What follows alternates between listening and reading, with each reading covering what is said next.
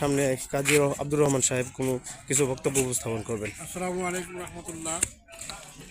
গতকাল নির্বাচন কমিশনের পক্ষ থেকে তফসিল করা হয়েছে 12ই ফেব্রুয়ারি 2026 সালে ত্রয়োদশ জাতীয় নির্বাচন হবে। তাই আপনাদের কাছে আহ্বান জানাচ্ছি, ন্যায় ইনসাফের প্রতীক দাঁড়িপাল্লা প্রতীক, আপনার দাঁড়িপাল্লা প্রতীকে ভোট দিয়ে আমাদের বীরগঞ্জ কাহারোলের মতিউর রহমান ভাইকে জয়যুক্ত করবেন।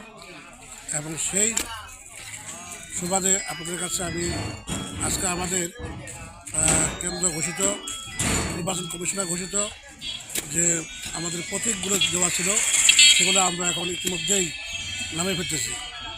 তো আপনারা সকলের দোয়া করবেন এবং মতিউর ভাইয়ের জন্য দোয়া করবেন এবং ন্যায় ইনসাফ ভিত্তিক দাঁড়িপাল্লা মার্কায় ভোট দেবেন ইনশাআল্লাহ।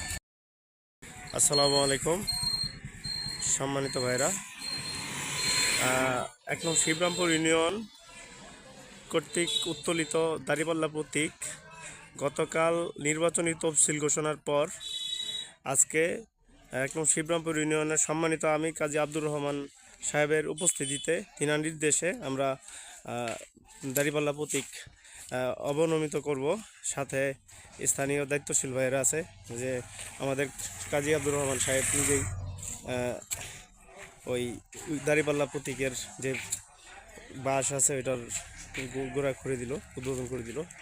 আমাদের দায়িত্বশীল ভাইয়েরা আছে, তো আমরা এটা অবনমিত করে ফেলবো। আমরা বাংলাদেশের আইনের প্রতি শ্রদ্ধাশীল, নির্বাচন কমিশনের প্রতি আমাদের যথেষ্ট পরিমাণ শ্রদ্ধা ভক্তি সম্মান রয়েছে। তাদের নিয়ম শৃঙ্খলা সব কিছুই আমরা মেনে চলবো ইনশাআল্লাহ। নির্বাচন চলাকালীন আমরা কোনো রকম আইনের বিরুদ্ধে যাব না, আমরা আইনের সাথেই থাকবো ইনশাআল্লাহ। এভাবেই আমরা আমাদের দাঁড়িপাল্লার সমর্থকদের মন জয় করবো, করে ন্যায় ও ইনসাফ ভিত্তিক সমাজ গঠন করব।